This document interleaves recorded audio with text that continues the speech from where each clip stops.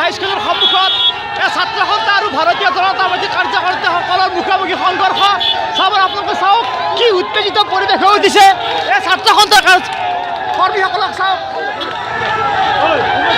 তেওঁলোকে পোষ্টাৰ দেখুৱাই বিজেপিৰ বিৰুদ্ধে আন্দোলন কৰিছে আৰু লগতে সন্মুখত আৰক্ষী প্ৰশাসন নিয়োজিত হৈছে এই ভিৰ নিয়ন্ত্ৰণ কৰিবলৈ।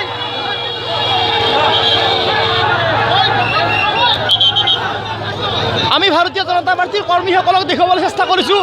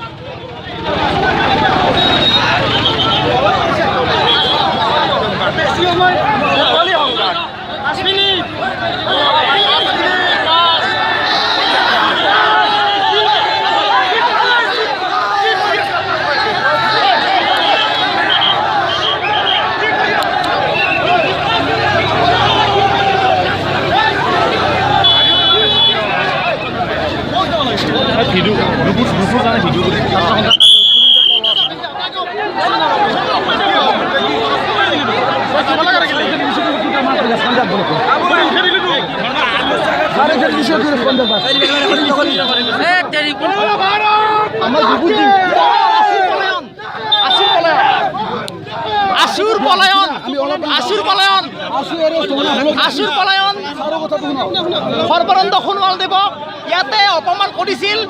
এই আজিৰ আছুৰে মাত্ৰ 50-60 জন ল'ৰাই ভাৰতীয় জনতা পাৰ্টীৰ 50,000 জন্মৰ সন্মুখত আজি তেওঁলোকক পলাই পত্ৰ দিবলৈ বাধ্য।